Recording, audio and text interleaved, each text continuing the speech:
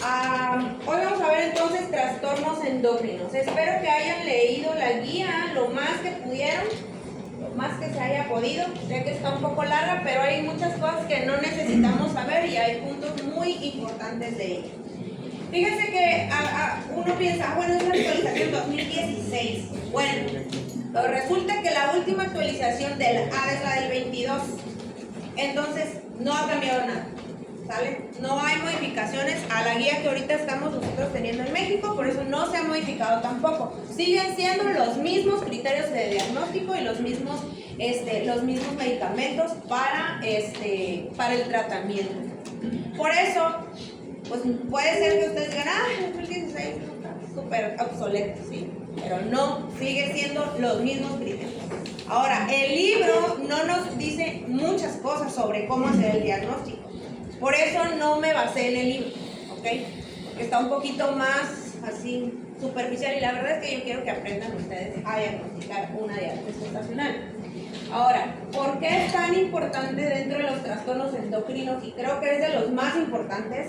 Nos vamos a enfocar nada más en diabetes gestacional, ¿ok? No vamos a enfocarnos en todo lo tiroideo, que es importante, pero creo que para fines de esta materia, diabetes es todavía un poquito mejor, porque es más común también. Entonces, en nuestro país y alrededor del mundo representa el 7% de la morbilidad de las mujeres embarazadas, la diabetes en el embarazo. ¿Okay? En México, en la guía de práctica clínica, si ustedes alcanzaron a leer algunas, la introducción habla acerca de que es del 8.7% al 17.7% de la morbilidad, o sea, las pacientes que son diagnosticadas con diabetes gestacional, pues pareciera que 8% es poquito, pero no, en realidad es bastante, ¿sí? Entonces, ¿por qué? Porque hay muchos factores de riesgo en nuestro país, solamente por ser latinas ya estamos como que con el riesgo, ¿no? Entonces, la diabetes gestacional, cuando dicen diabetes gestacional, es porque ocurre por primera vez en el embarazo. No se conoce antecedentes ni de intolerancias, ni de pregestación, de diabetes mellitus de ningún tipo. ¿Okay? ¿Qué puede pasar con esta diabetes? Pues se puede resolver, pero también no se puede resolver terminando la gestación. O sea, que pasa la gestación, en teoría todos los embarazos se pueden resolver, todas las diabetes gestacionales se pueden resolver terminando la gestación. Pero hay algunas pacientes que no van a poder curarse de esto y se van a quedar permanentemente y de por vida siendo diabéticas. ¿Ok? La diabetes pregestacional puede ocurrir antes de que la paciente quede embarazada o durante el primer trimestre del embarazo. El límite o el punto de corte siempre en semanas va a ser las 13 semanas de gestación. Todo lo que suceda antes de las 13 es diabetes pregestacional. Y después de las 13 semanas va a ser diabetes gestacional. ¿Ok? Entonces, bueno, México pertenece al grupo étnico de más alto riesgo, ¿verdad? Solamente por ser mexicanos y latinos. ¿Okay? ¿Por qué es tan importante? Ya habíamos hablado acerca de algunas complicaciones que pueden pasar en el embarazo. Bueno, pues una de ellas, o sea, la causa de todas esas complicaciones como macrosomía, polidramios y problemas de óbito y abortos puede ser la diabetes. Entonces, la diabetes materna va a causar, sí, problemas en la mamá, o sea, que va a quedar diabética, puede ser que quede diabética, puede ser que le dé preeclampsia, sí, pero el feto se lleva mucho también las de perder, ¿ok? La mamá como quiera, ¿verdad? Pero la criatura. Entonces, los bebés son los más afectados aquí, porque si una mamá presenta diabetes antes del embarazo y no está bien controlada, esa paciente cuando llegue a embarazarse va a tener mayor riesgo de malformaciones congénitas. ¿Okay? Y una de las malformaciones congénitas que más aparece relacionado con diabetes son las cardíacas, ¿sí? Los del aparato cardiovascular y del tubo neural. ¿Okay? Puede haber otras también renales, ¿sí? Puede haber gastrointestinales, hay algo que se llama se me que no hay hueso del sacro, ¿sí? Entonces, eso es una malformación también, agenesia del sacro.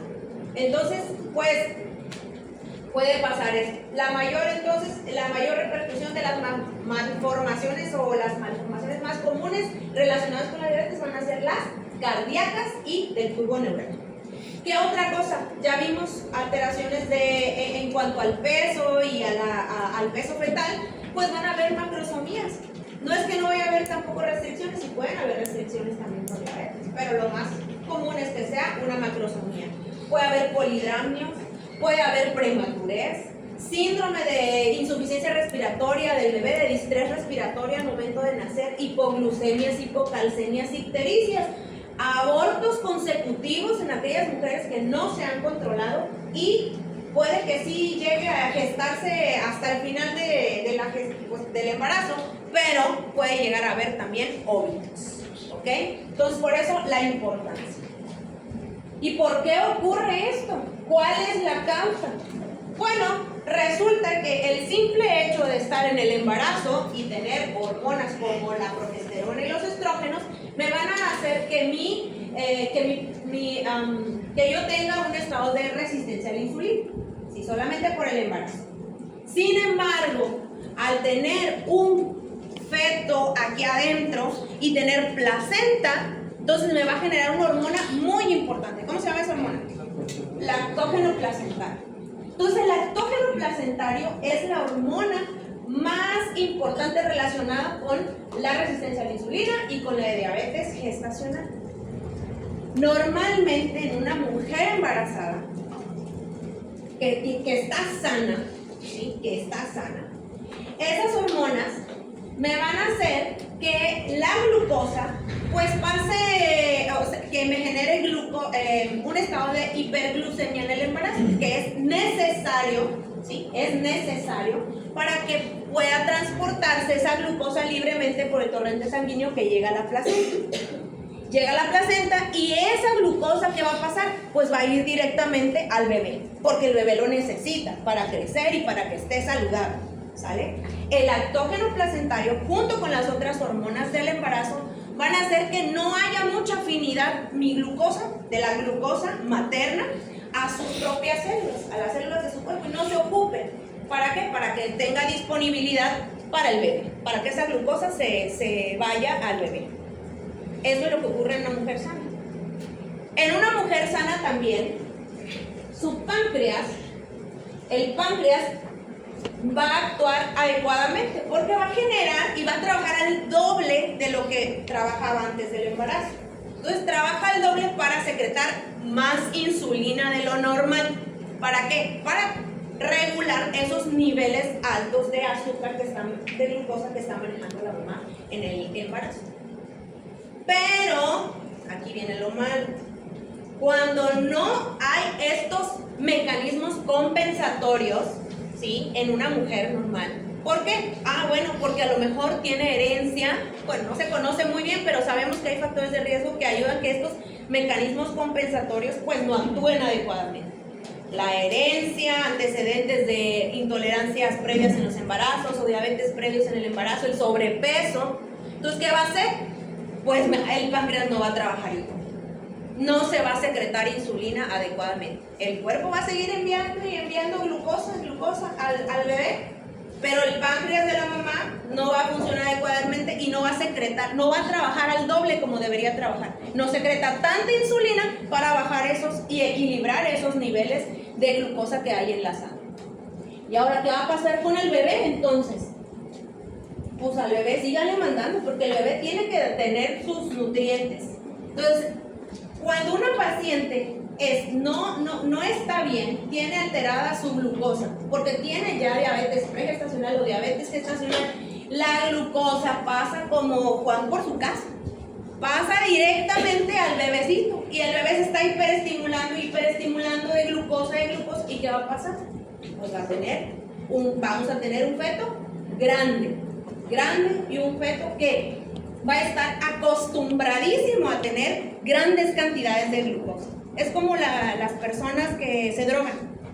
se drogan, ¿y qué pasa? Pues están acostumbradas. Quítenle la glucosa, ¿y qué pasa? Síndrome de abstinencia. Es lo mismo que le pasa al feto. El feto está acostumbrado entonces a un estado de hiperglucemia. Cuando nace, ¡pum!, se le corta toda la glucosa. ¿Y qué va a pasar con el bebé? Le va a dar hipoglucemia y síndrome de distrés respiratorio y va a tener más complicaciones. ¿Entendimos la fisiopatología? No está tan complicada. Pero recuérdense que el lactógeno placentario es el que me va a ayudar a mejorar el transporte de glucosa a mi bebé y no a la mamá. La mamá se queda, digamos que sus células se van a quedar sin glucosa, sin energía. Pero para que toda esa glucosa pase por el torrente sanguíneo y llegue al bebé. El lactógeno placentario y las hormonas como el cortisol, estrógenos, progesterona. ¿Ok? Y en el bebé, y en la mamá, su páncreas me va a ayudar a regular esta alteración normal y fisiológica que sucede. Entonces, una mamá está dañada porque tiene problemas ya anteriores o porque su páncreas no está trabajando adecuadamente, no me va a secretar la insulina adecuada para bajar los niveles de glucosa. Mi bebé se va a mantener grande, frondoso, bonito, pero cuando nazca va a tener problemas porque está acostumbrado a tener mucha glucosa en su cuerpo. ¿Ok? Ahora, ya hablamos un poquito sobre las definiciones, pero la diabetes entonces gestacional, para recalcar, ocurre por primera vez en el embarazo y va a ser, se puede resolver o no, pero el punto de corte siempre va a ser después de la semana 13 de gestación, para que se llame diabetes gestacional. 13. Es diferente en la preeclampsia. En la preeclampsia es arriba de las 20 semanas. Así que no se vayan a confundir. Es este parcial que viene, va a ser puro caso clínico, nada más de solamente puras enfermedades. Entonces, preeclampsia, arriba de las 20 semanas es nuestro punto de corte, pero diabetes gestacional es 13 semanas. ¿Ok? Entonces, la diabetes pregestacional tiene que ocurrir antes de las 13 semanas. O sea, durante el primer trimestre, o puede suceder mucho antes de también que haya, no es que suceda antes, sino que la paciente ya trae diabetes previa a que se haya embarazado. ¿Sale?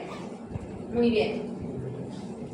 A las pacientes que traen, esto es preconcepción, toda paciente que tiene diabetes pregestacional, o que quiere embarazarse, pero ya trae intolerancia o es diabética, tenemos que aconsejarle, ¿sabes qué? Tenemos que mantener tus glucemias bien controladitas. Y tenemos que, para darte seguimiento adecuado y para que tú te puedas embarazar, entonces tienes que tener una hemoglobina glucosilada en menos de 6.5%, para que tú puedas tener un embarazo saludable y sin tener riesgo de óbito, de todas las complicaciones que ya vimos. ¿Ok? ¿Qué más? Tenemos que mantener nuestra presión lo más regular posible. ¿Cómo se mantiene? Dieta, ejercicio, mejorando el estilo de vida saludable y controlando las enfermedades previas al embarazo. ¿Sale? ¿Para qué? Porque toda mujer que está con diabetes gestacional o pregestacional tiene riesgo de preeclampsia. Todas. ¿Sí? Estas van de la mano, ustedes saben, hasta los adultos. Diabético, pues casi siempre va a estar hipertenso. ¿Sale? Pues lo mismo en el embarazo. Y ahora aquí entra lo que ya habíamos visto, esto ya lo habíamos visto, lo del ácido fólico. Las pacientes que son diabéticas pregestacionales, ¿sí? O las pacientes que llegan al embarazo con medicamentos, con hipoglicemiantes, con otros tipos de medicamentos, o han tenido anteriores alteraciones en otros embarazos, han tenido diabetes, preeclampsia, o han tenido convulsiones o todo eso, y toman medicamentos, van a tomar, la guía de práctica clínica dice 5 miligramos diarios. Pero podemos utilizar también la de la COG, que habíamos dicho que eran 4, ¿verdad? Entonces, de 4 a 5 pueden utilizar. No importa, es más que 0.4 miligramos. ¿Sale? Entonces, siempre vamos a utilizar la cantidad más alta de ácido fólico porque tenemos más riesgo de complicaciones del tubo neuronal. ¿Ok? Como las pacientes tienen riesgo de preeclampsia con diabetes, entonces tenemos que utilizar algo que nos ayude a prevenir esa preeclampsia. Y una de las cosas que nos ayuda, y es la única comprobada, es la aspirina. ¿Okay? Estas pacientes tienen que recibir dosis bajas de aspirina.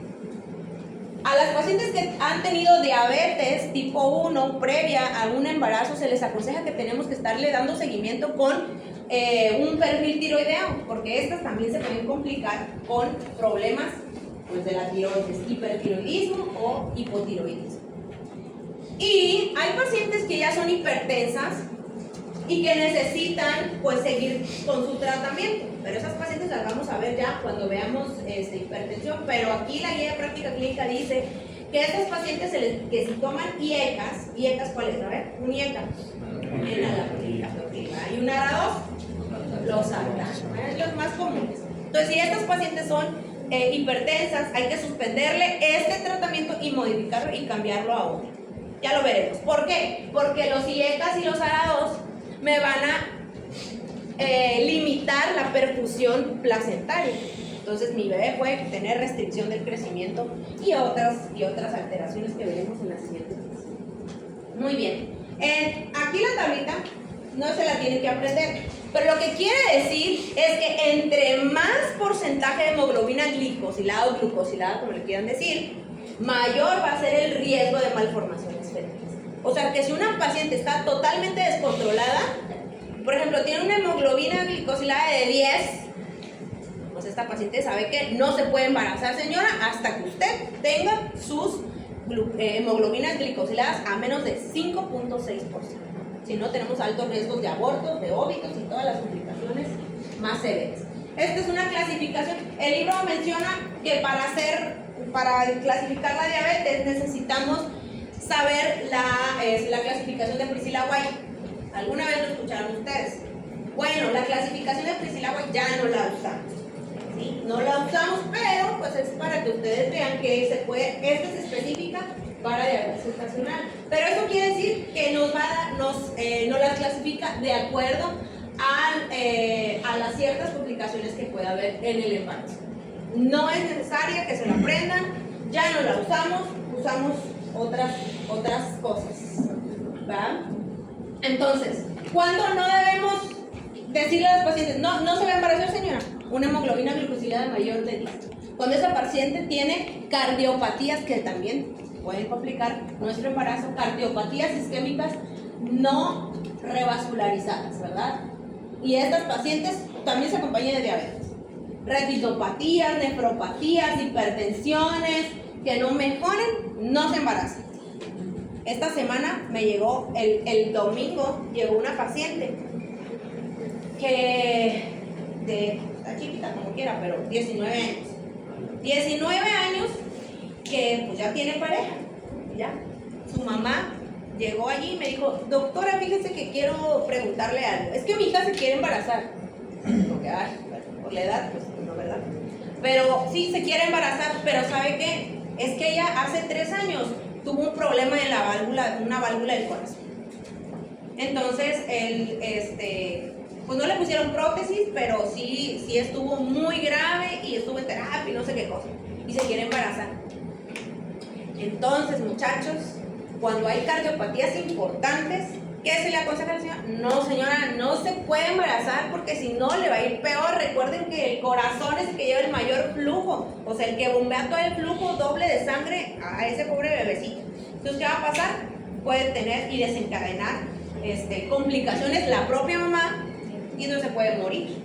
Hay cardiopatías, eso no lo vimos, pero hay cardiopatías muy específicas que impiden a la persona embarazarse. Hay 3 tipos, hay 3 categorías, hay 1, 2 y 3 y es de acuerdo a la clase funcional del corazón, ¿verdad? De lo que se encuentra en el corazón. Pero las valvulopatías, las coartaciones de la aorta, tetralogías, hipertensión pulmonar, están contraindicadas el embarazo en esas patologías, ¿sale? Entonces hay ciertas patologías cardíacas que no aconsejamos embarazarse. Ahora sí, factores de riesgo. Toda paciente toda embarazada se tiene que clasificar en 3 grupos. Ustedes leyeron la guía de práctica. Se clasifican en grupos de bajo, intermedio y alto grado, y alto riesgo, ¿sí? Alto riesgo. Entonces, ¿por qué las clasificamos? Porque hay ciertos grupos en los que sí vamos a tener más riesgo que otros de presentar mayores complicaciones y más pronósticos más letales tanto para la mamá como el bebé.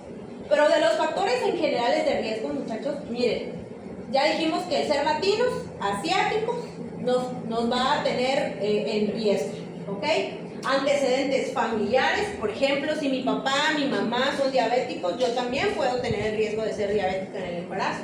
La hipertensión, si tuvimos embarazos anteriores con complicaciones, ya sea polidramios o macrosomías, si somos pacientes o si son pacientes con sobrepeso y el síndrome de ovario poliquístico. Y aquí le voy a dar mucha importancia al ovario poliquístico, porque dijimos que el ovario poliquístico pues, va relacionado con la resistencia a la insulina, ¿sí? Entonces es parte de su mecanismo de fisiopatología y todo lo que estudiamos.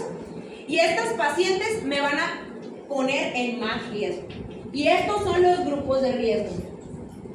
Entonces, miren, un grupo de bajo riesgo, bueno, pues es que yo sea menor de 25 años, ¿ok? Un índice normal de peso, un índice de masa corporal antes del embarazo, sin antecedentes, todo lo bueno entra en riesgo bajo.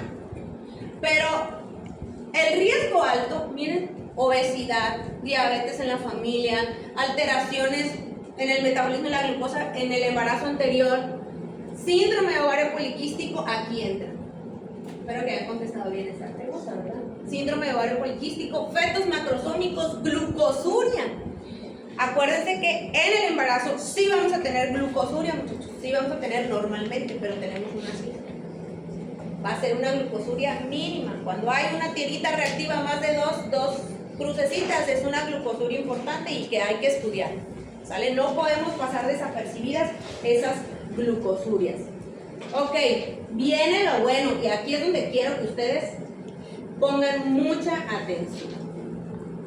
Mucha atención. En esta foto. Okay.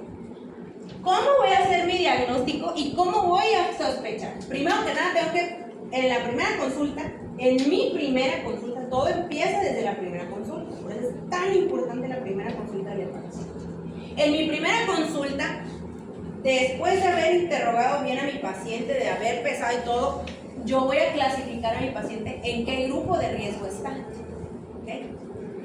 ¿Y qué estudios vamos a hacer de primera instancia? Recuerden que hay estudios importantes prenatales de laboratorio que yo tengo que mandarle a hacer. Bueno, pues la biometría hemática, el grupo de sangre, la glucosa, el ego, y VDRL, VIH y hepatitis. ¿Ok? Pero el punto aquí es la glucosa. En la primera consulta solicito la glucosa. Y hay una cifra tan importante que son los 92 miligramos sobre decilitros. Si mi paciente, cualquier paciente, pero si tengo una paciente a toda embarazada, yo le tengo que hacer la medición de glucosa en el primer trimestre, o sea, en la primera. Si mi paciente de bajo riesgo tiene una glucosa mayor de la primera que solicitamos, si tiene una glucosa menor de 92 miligramos sobre decilitros, quiere decir que está bien. No se preocupe, señora. Como quiera, hasta las 24 y 28 semanas de gestación vamos a hacerle la curva de tolerancia a la glucosa. ¿Sí? Todo está bien. Ahora, una paciente que se le alteró su glucosa, ya sea de bajo riesgo, alto riesgo, riesgo intermedio, pero salió más de 92 miligramos sobre decilitros, a esa paciente yo le tengo que... algo está mal, se me prende el foco, más de 92, tiene 96 miligramos sobre decilitros. Esta paciente tiene que tener algo, la vamos a vigilar. ¿Sabe qué, señora? Le tengo que confirmar porque esta glucosa me dio algo sospechoso, está media sospechosa. No importa si es de... No importa, sí. A toda paciente, si sale más de 92 miligramos sobre decilitros, tengo que confirmar que algo está mal. Y para eso sirve la curva de tolerancia a la glucosa de 75 gramos, la hemoglobina glicosilada y la glucosa en ayuno. Esas son mis pruebas confirmatorias en el primer trimestre. Todavía estamos en el primer trimestre, ¿ok? En el primer trimestre. Yo confirmo, ¿sabe qué? Sí salió, fíjese, la glucosa en ayuno me salió en 140. Esa paciente, ¿cuál es su diagnóstico? Pregestacional. Ahora, si sale mi glucosa, mi hemoglobina glucosilada, no señora, ¿sabe qué? Salió en 6.8. ¿Cuál es el diagnóstico? Pregestacional también. Y si mi curva de tolerancia a glucosa, que ahorita lo vamos a ver, de 75 gramos, tiene una sola cifra alterada, también es diagnóstico de diabetes pregestacional. Recuerden que hasta aquí vamos apenas en el primer trimestre.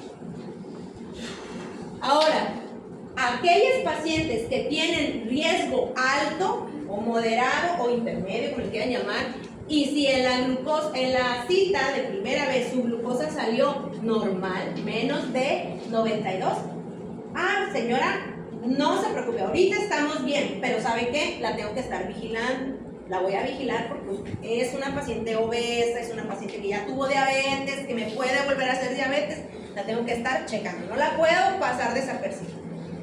Pero ¿sabe qué? A las 24 o a las 28 semanas le voy a volver a hacer la curva de tolerancia a la glucosa. ¿Okay? Ya, le vamos a volver a checar, porque no es que esté bien ahorita completamente, puede ser que se me complique más adelante.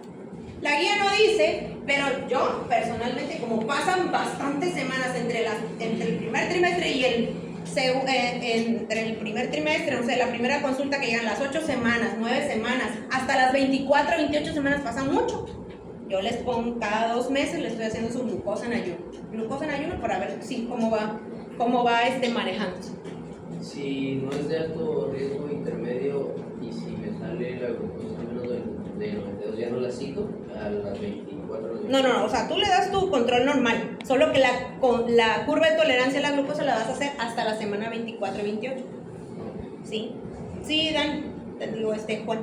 Sí, entonces en estos pacientes, o sea, no es como en la diabetes normal de que tú conoces criterios, o sea, aunque tengas un criterio alterado ya se le gusta.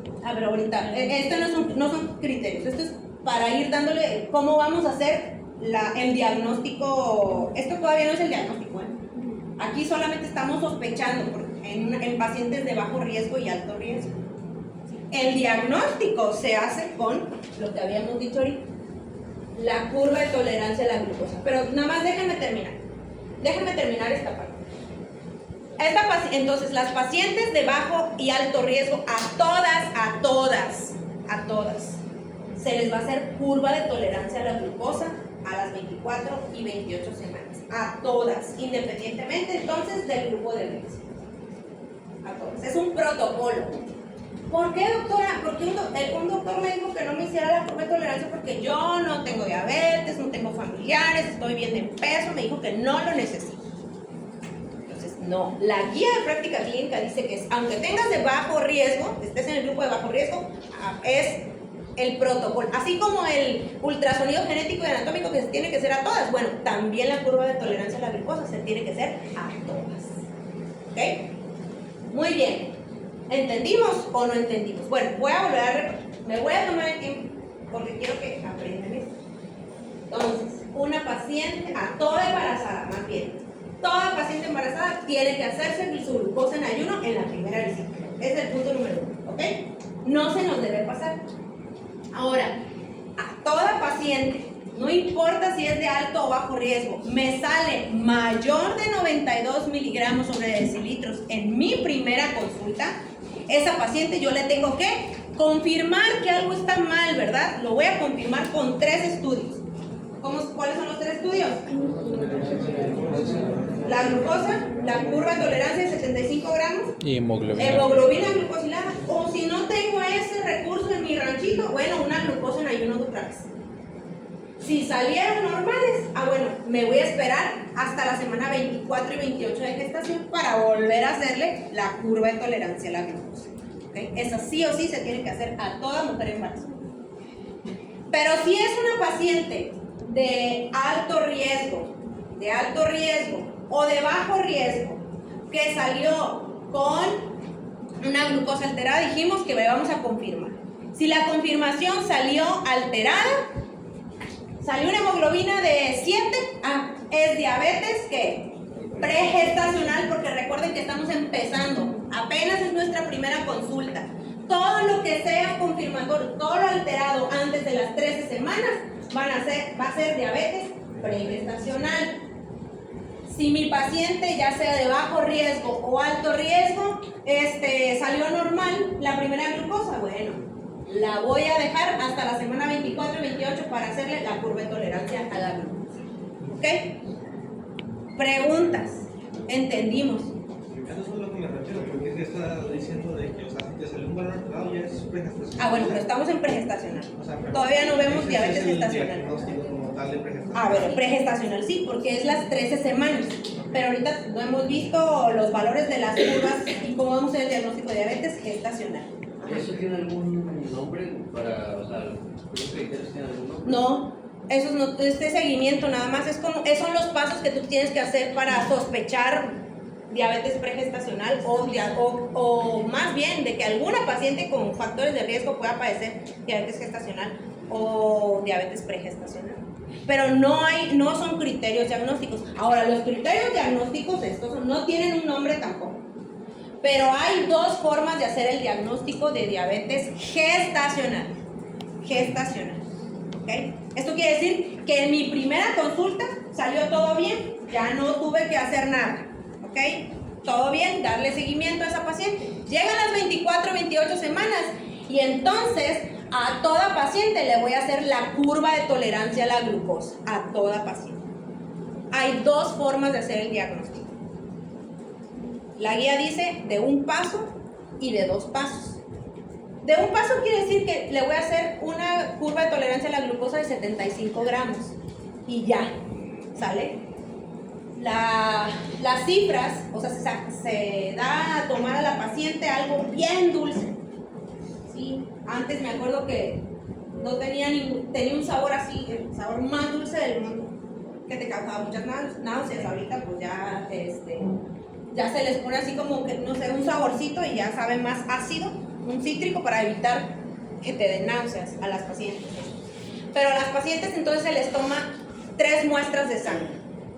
Una, que es la glucosa en ayuno, luego a la hora y luego a las 2 horas. A la hora y a las 2 horas después de una carga de 75 gramos de glucosa. Las pacientes se toman ese liquidito de glucosa y a la hora le vuelven a sacar sangre a las 2 horas. Esto sí quiero que se lo aprendan. Tienen que saberse las cifras. ¿Okay? ¿Cuál es lo normal? Lo normal de una glucosa en ayuno, en una curva de tolerancia a la glucosa de 75 gramos, es que sea menos de 92. ¿Verdad? Menos de 92 miligramos sobre decilitros es lo normal en ayuno.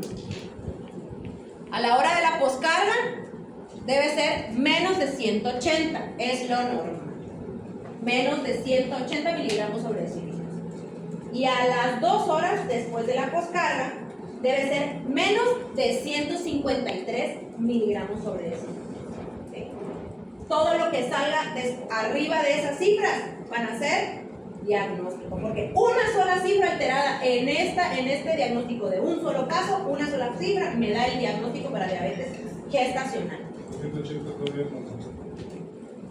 No, que bueno, vamos a decir igual o mayor.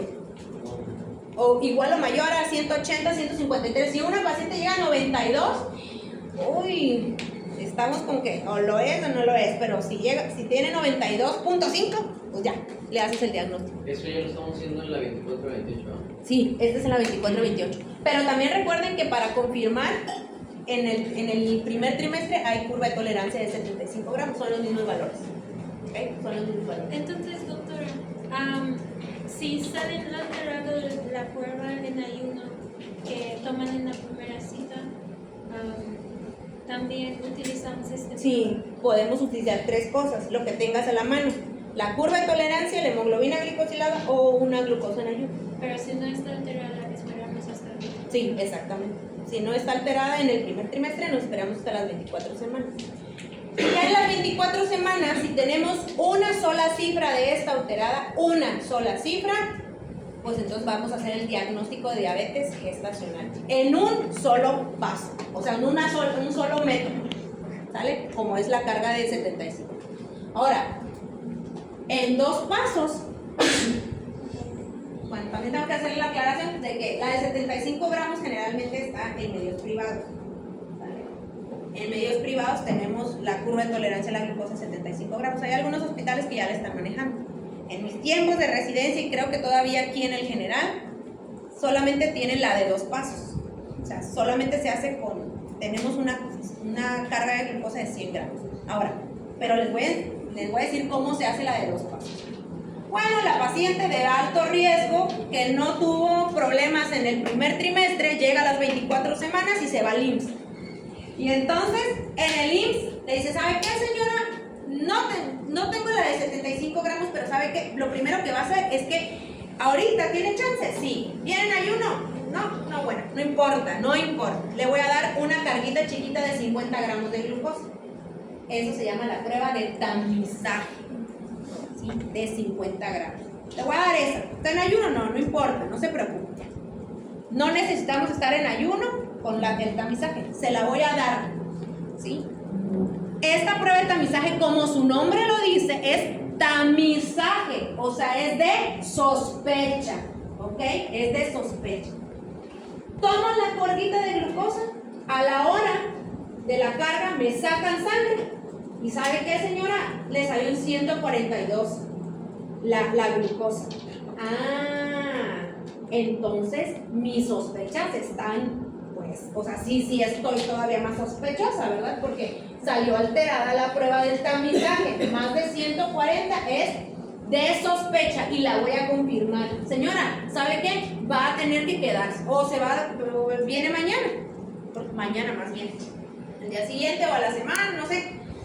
¿Sabe qué? Tiene que volver porque le vamos a dar le vamos a hacer otra prueba y ahí sí es la curva de tolerancia a la glucosa con 100 gramos. Entonces, ¿sabe qué, señora? Viene en ayuno. Le voy a sacar 4 muestras de sangre. En ayuno y luego le das de tomar los 100 gramos a la hora de la carga, a las 2 y a las 3 horas de la carga. ¿Ok? Entonces, la glucosa en ayuno debe ser igual. Bueno, no es igual que la de 75 gramos, va a ser menor. Lo normal es que sea menor de 95 miligramos. A las 2 horas, menor de 180. A las 3 horas, menor de 155. Ahí sí va a cambiar que la glucosa de 75 gramos. Que la glucosa de 75 gramos a las 2 horas, ¿cuánto es? 153.